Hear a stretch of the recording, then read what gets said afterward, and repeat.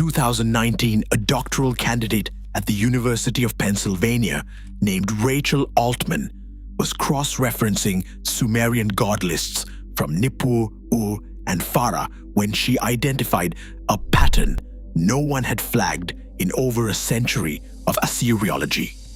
The Anunna, the great gods of earth, appeared in every list with verbs of motion. They walked, they entered, they descended.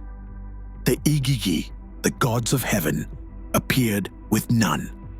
Across 400 texts spanning 8 centuries, not a single verb placed the Igigi on the surface. They watched, they counted, they remained above. Altmann did not publish. The pattern did not fit any existing category. The Sumerian divine hierarchy was not a loose mythology, it was a system.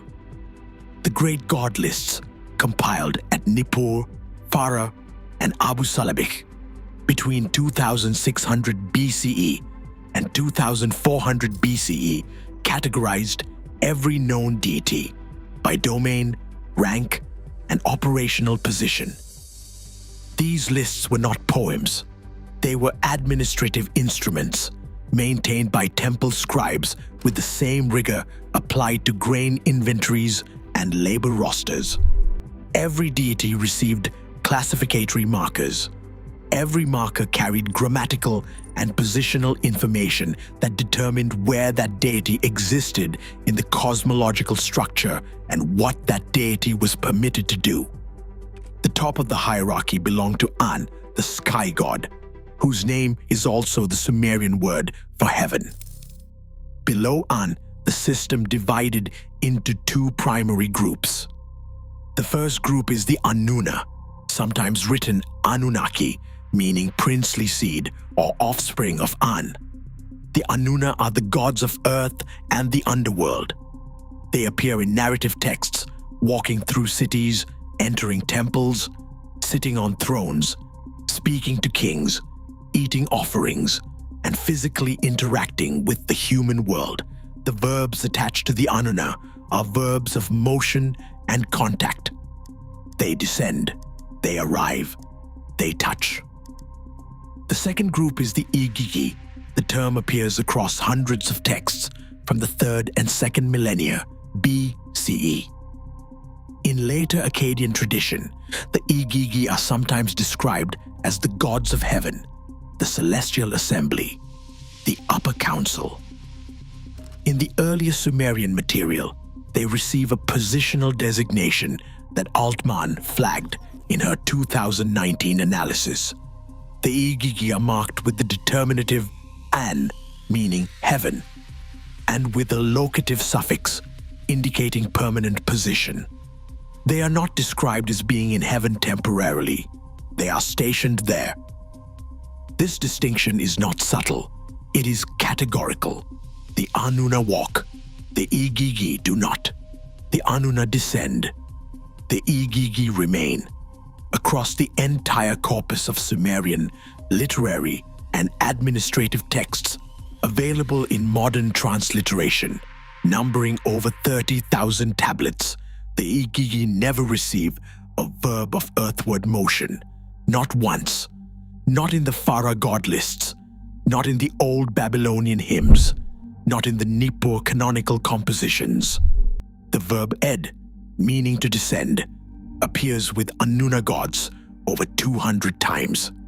It appears with the Igigi 0 times.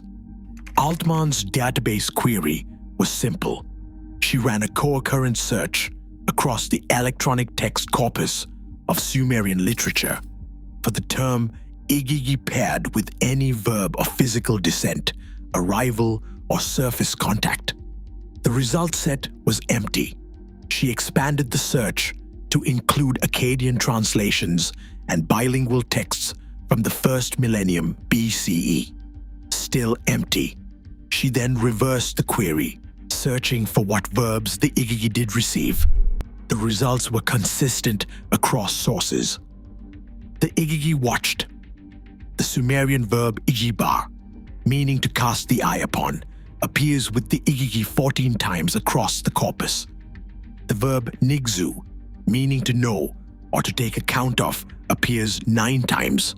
The verb shid, meaning to count, appears 6 times. Watching, knowing, counting, not arriving, not touching, not speaking to humans or entering their structures.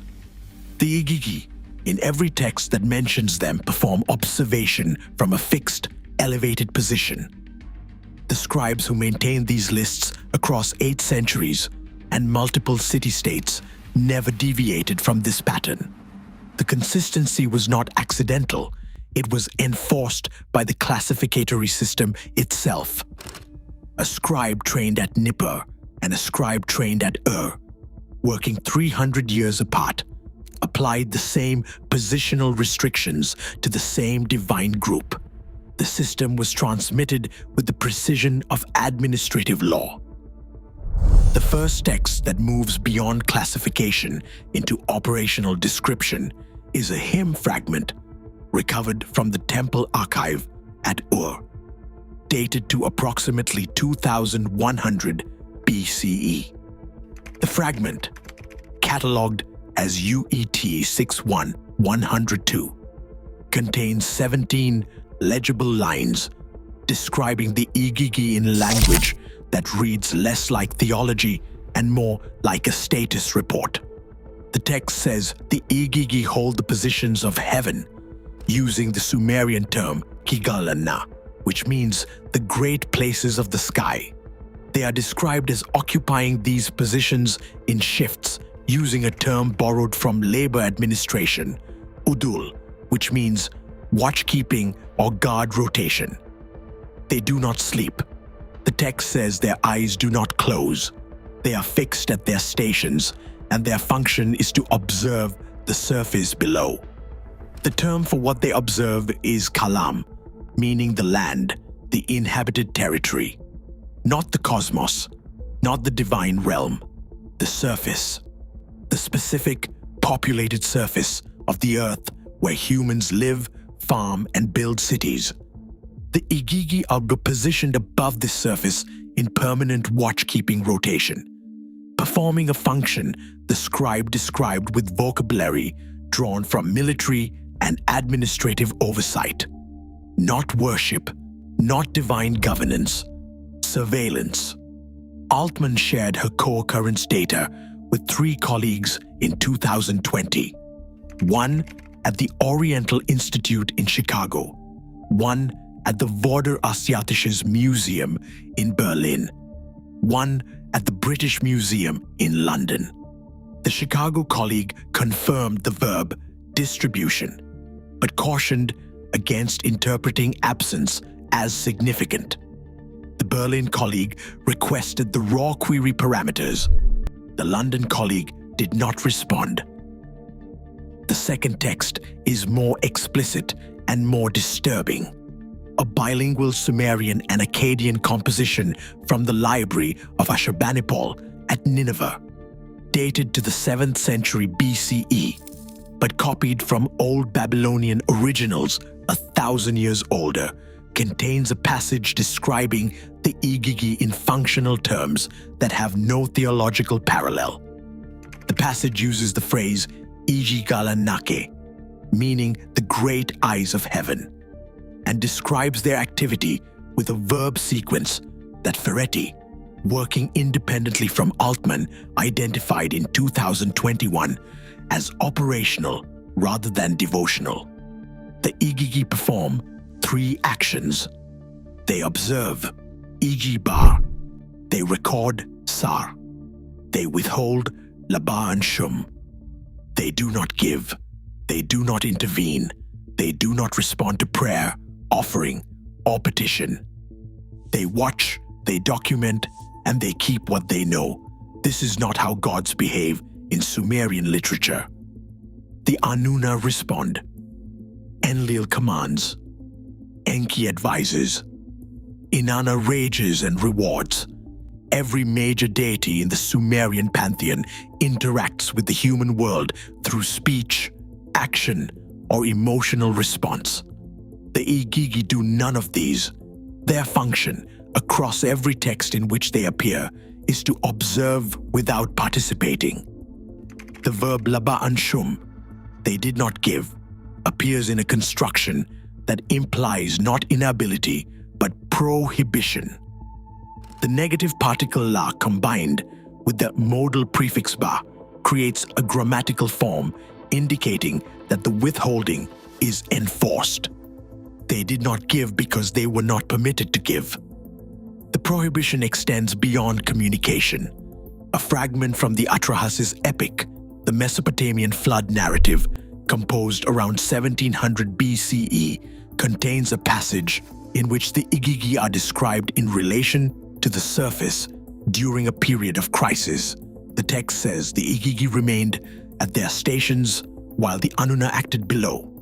The word for stations is shibtum, an Akkadian term meaning seat or dwelling, but used in administrative contexts to designate an assigned post. The Igigi did not leave their posts during the flood. They did not descend to warn. They did not intervene to save. The text says they watched the waters rise and performed their function. The function was observation. The third passage is the one that shifted Altmann's interpretation from linguistic curiosity to something she described in a private email as a category problem. A Sumerian mythological fragment from Nippur, partially published in 1976 but largely ignored in secondary literature, describes a moment in which the boundary between the Igigi and the surface was violated. The text is damaged, but the legible portions are specific. An entity described as one of the watchers performed the verb ed, descent. The text immediately follows this with a consequence sequence. The sky shook. The term used is in gur, meaning heaven trembled. The land below the point of descent became bar, meaning burned or scorched. The other Igigi performed an action described as shuti, meaning to seize or to take back. The one who descended was removed. The surface where the descent occurred was described as kinuzu, meaning land that no longer knows, a phrase interpreted as land that has been rendered uninhabitable or fundamentally altered. One descent, one violation of the positional rule maintained across the entire corpus, and the consequence was atmospheric disturbance, surface scorching, forced retrieval of the violator, and permanent environmental damage at the contact point.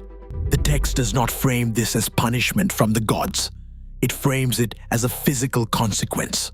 The descent itself caused the damage, as if the boundary between the Igigi and the surface was not a rule of etiquette but a law of physics, and its violation produced effects the scribe described as scorching, trembling, and land death. Altmann's category problem was this: the texts do not describe gods who chose to stay in heaven out of disinterest or superiority. They describe entities whose contact with the surface produced catastrophic environmental effects. The non-descent was not a choice. It was a constraint, and the constraint was physical, not moral. The modern framework that matches this description with uncomfortable precision is orbital mechanics.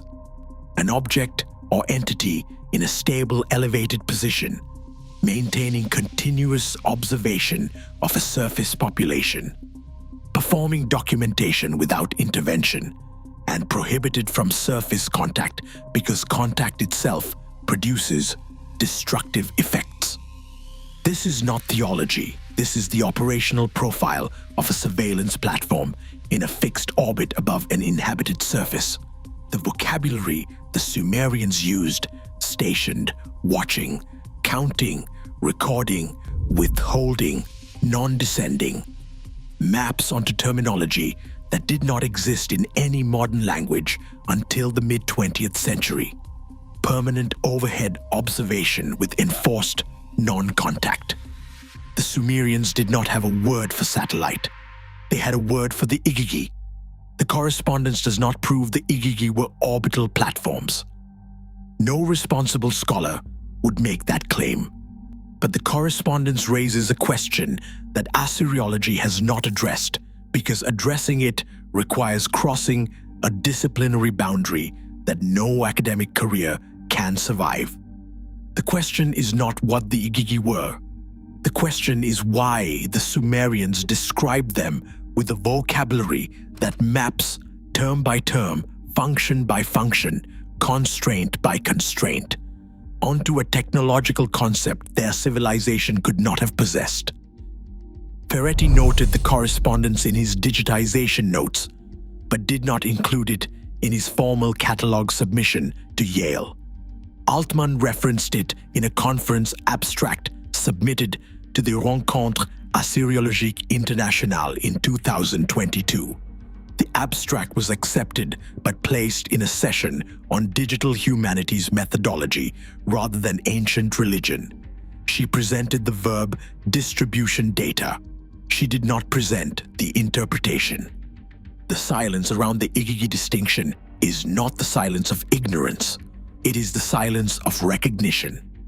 Every Assyriologist who has worked with the god lists knows the verb distribution exists. The positional separation between the Anunna and the Igigi is taught in introductory Sumerian grammar courses at every major university with a cuneiform program. The data is not hidden. It is visible in every published concordance, every searchable digital corpus, every transliteration archive maintained by the Cuneiform Digital Library Initiative. The pattern is there. What is not there is a single published paper that asks what the pattern means. The reason is disciplinary. Assyriology operates within a framework that classifies all Mesopotamian divine language as theological metaphor. Gods in heaven means cosmological hierarchy. Gods who watch means divine oversight as a moral concept. Gods who do not descend means theological separation between sacred and profane realms. Every term the Sumerians used for the Igigi has been translated, catalogued, and filed under religion. The translations are accurate. The filing is the problem. When Altmann presented her verb distribution data at the Rencontre Assyriologique in 2022, she framed it as a contribution to digital methodology. She showed charts. She demonstrated co-occurrence patterns. She quantified the absence. The audience asked questions about her database architecture. No one asked about the absence itself. No one asked why a divine group described across 400 texts and 8 centuries never once received a verb of surface contact. The methodological frame protected the data from its own implications. Ferretti encountered the same boundary from the opposite direction. His digitization work at Yale produced clean, high-resolution images of tablets that had not been photographed since the 1920s. Among them were 3 fragments containing Igigi references with verb constructions he had not seen in the published literature. He submitted his catalog notes to the Yale Babylonian Collection's internal review. The notes were accepted. His marginal annotations, the ones referencing the operational vocabulary and the non-descent pattern, were returned with a suggestion to remove speculative commentary from archival documentation. The institutional machinery is not conspiratorial. It is structural. Journals publish within disciplinary boundaries. Peer reviewers evaluate within established frameworks. Grant committees fund within recognized categories. There is no category for a Sumerian text that describes orbital surveillance. There is no framework for a Bronze Age scribe who documented non-descending observers with vocabulary that maps onto satellite reconnaissance terminology. The absence of the category is not a judgment. It is a wall. Behind that wall, the texts remain. The Igigi watched. They counted. They recorded. They withheld. They maintained fixed positions above the surface. For a period the texts describe as continuous, unbroken, without rotation to the ground. They performed observation with the precision of administrative duty and the discipline of military watchkeeping. When one of them violated the boundary and descended, the contact point was scorched, the atmosphere destabilized, and the land rendered uninhabitable. The violated entity was seized and removed. The boundary was restored. The observation continued. If these are metaphors, they are metaphors of extraordinary and unnecessary specificity. No theological system requires guard rotations for its gods. No cosmological hierarchy needs to specify that its upper tier does not sleep, does not close its eyes, and documents what it sees in a continuous record. No myth of divine separation needs to describe the physical consequences of boundary violation in terms that correspond to atmospheric re-entry effects and surface contamination. The metaphor, if it is one, contains more technical detail than the theology requires. If these are not metaphors, then the questions multiply beyond what any single discipline can contain. Who stationed them?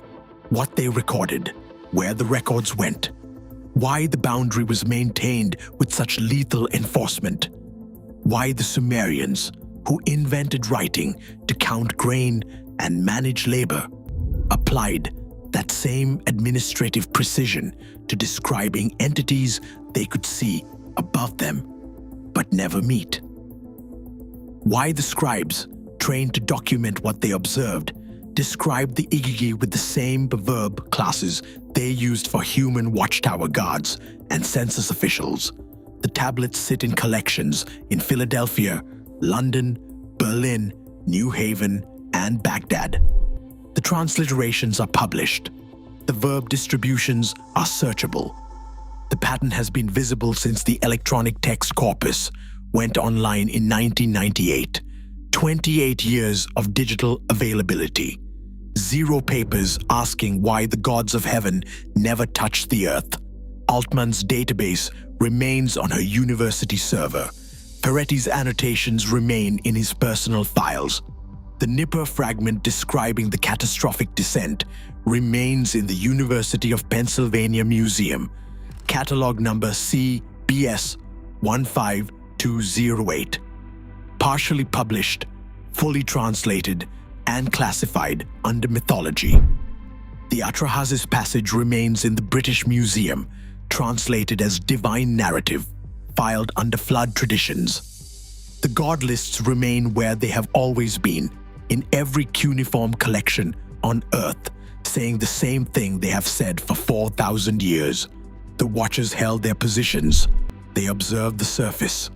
They did not descend, and the distance between them and the ground, maintained across every text, every century, every scribal tradition, has never been explained. The tablets are open. The question has not been asked. The watchers, as the scribes recorded, remain above.